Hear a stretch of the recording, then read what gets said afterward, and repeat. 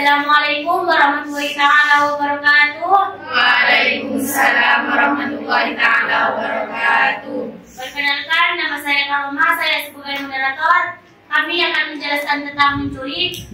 Sebelum saya memulainya, izinkan saya memperkenalkan teman-teman saya. Di sebelah saya ada Ria, Dewi, Nita, Sofi. Baik, saya pasarkan kepada pemateri.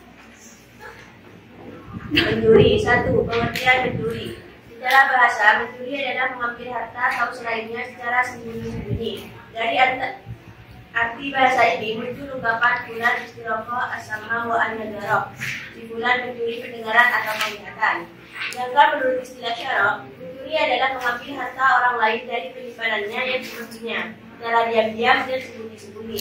Atau pengertian lain, bukanlah yang mengambil harta orang lain secara sembunyi-sembunyi jika harta tersebut mencapai satu hisab, terambil dari tempat penyimpanannya, dan orang yang mengambil tidak mempunyai andil kepemilikan terhadap harta tersebut.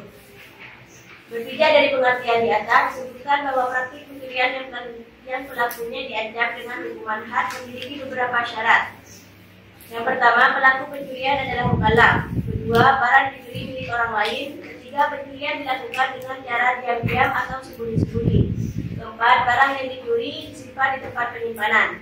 Kelima, pencuri tidak memiliki andil kepemilikan terhadap barang yang dicuri. Dan yang terakhir, barang yang dicuri mencapai jumlah satu hisab.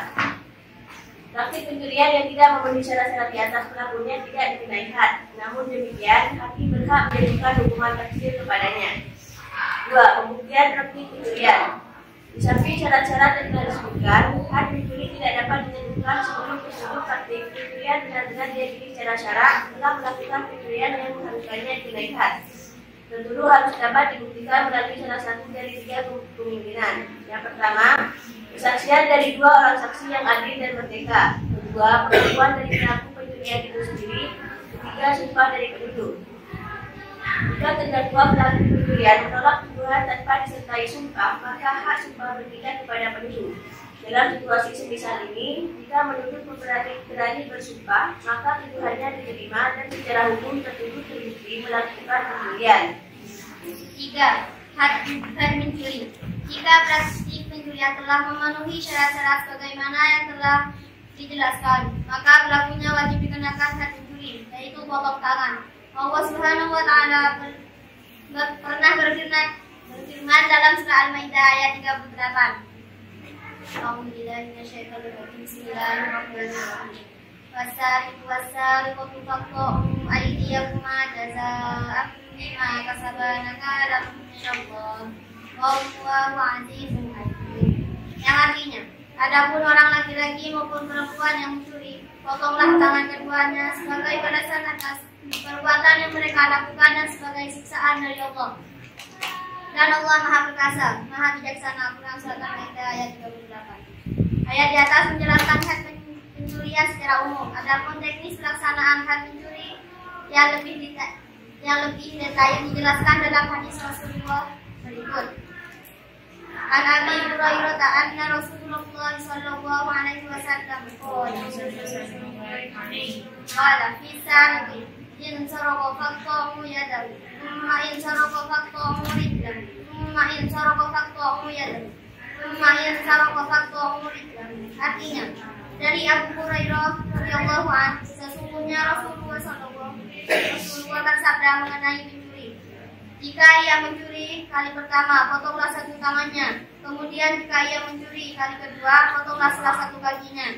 Jika ia mencuri kali ketiga, potonglah tangannya yang lain.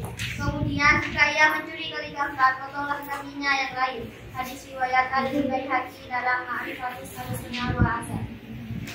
Bersandar pada hadis tersebut, sebagai ulama diantaranya Imam Malik dan Imam Syafi'i berpendapat bahwa had mencuri mengikuti urutan sebagaimana berikut. A. Potong tangan kanan jika pencurian baru dilakukan pertama kali. B. Potong kaki kiri jika pencurian dilakukan untuk kedua kalinya. C. Potong tangan kiri jika pencurian dilakukan untuk tiga kalinya. D. Potong kaki kanan jika pencurian dilakukan untuk keempat kali. E. Jika pencurian dilakukan untuk 5 kalinya, maka hukuman bagi pencuri adalah takzir dan dia dipenjarakan hingga bertaubat. Sebagian ulama lain diantaranya Imam Abu Hanifah dan Imam Ahmad berpendapat bahwa Hukuman potong tangan dan kaki hanya berlaku sampai pencuri yang kedua, yakni potong tangan kanan untuk pencuri yang pertama dan potong kaki kiri untuk pencuri yang kedua. Sedangkan untuk pencuri yang ketiga dan seterusnya hukumannya adalah takzir. 4. Nisab, kadar barang yang dicuri. Para ulama berbeda pendapat terkait nisab, kadar minimal barang yang dicuri. Menurut mazhab Hanafi, nisab barang curian adalah 10 dirham. Menurut jumhur ulama, nisab barang curian adalah 1/4 dinar emas atau 3 dirham perak. Dalil yang dijadikan sandaran jumhur ulama terkait penetapan had nisab 1/4 dinar emas atau 3 dirham perak adalah hadis yang diriwayatkan oleh Imam Muslim dalam kitab Sahihnya dan Imam Ahmad dalam kitab Musnadnya, di mana Rasulullah SAW bersabda, An Aisyah qalat qala Rasulullah SAW tasawwur fi dinarin fasa'ida.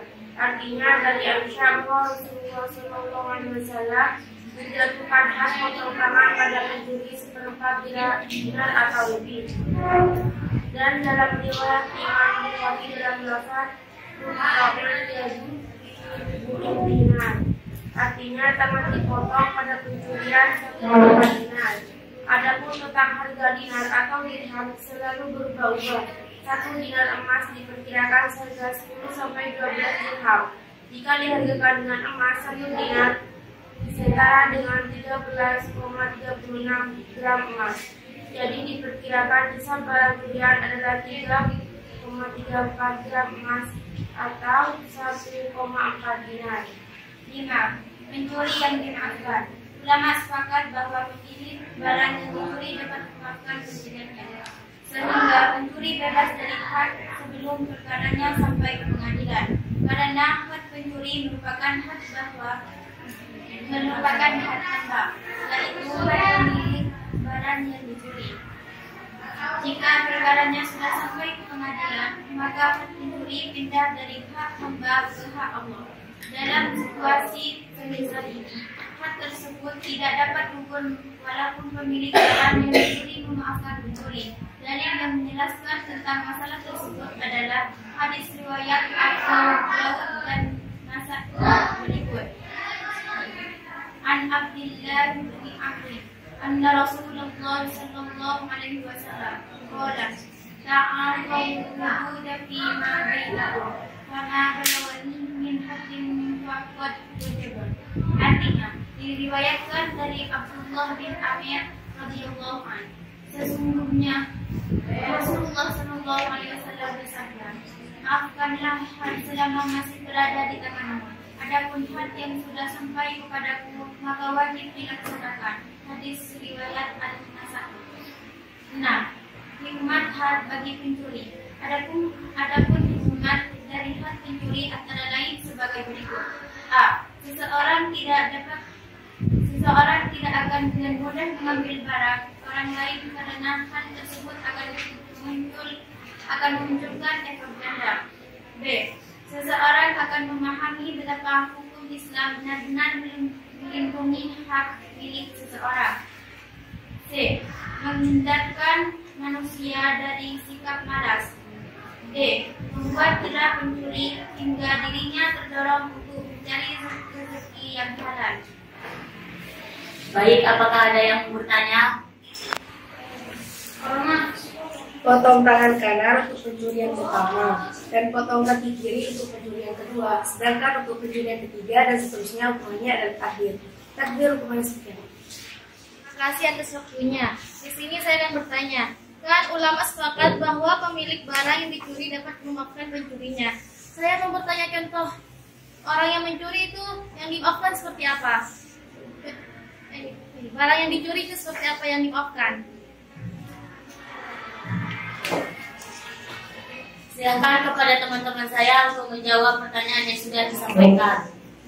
Baik, saya akan menjawab pertanyaan dari saudari Viro. Apa yang dimaksud dengan takdir? Jadi takdir itu adalah kebijaksanaan hakim. Artinya itu apabila itu terserah hakim ingin memberikan hukuman seperti apa kepada pelaku. Misalnya jika pelaku pencurian dikenakan hukuman penjara selama 3 tahun. Itu termasuk takzir. Kemudian itu pertanyaan yang kedua. Jadi seperti yang sudah dijelaskan bahwa ulama sepakat bahwa pemilik barang yang dibeli dapat memaafkan pencurinya sehingga pencuri bebas dari hak sebelum perkaranya sampai pengadilan. Karena hak pencuri merupakan hak atau hak pemilik barang yang dibeli. Artinya jika seseorang mencuri barang, itu pencurinya itu bisa maafkan. Artinya misalnya kayak di anak-anak sekolah mencuri pulpen ketahuan, itu boleh dimaafkan. Bisa diterima. Kalau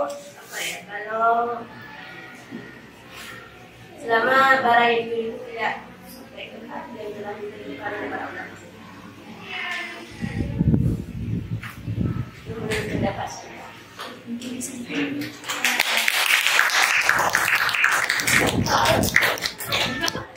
Mungkin ada yang mau bertanya lagi? Tidak ada. Jika tidak ada yang mau bertanya, kami tutup. Assalamualaikum warahmatullahi taala wabarakatuh. Waalaikumsalam warahmatullahi wabarakatuh.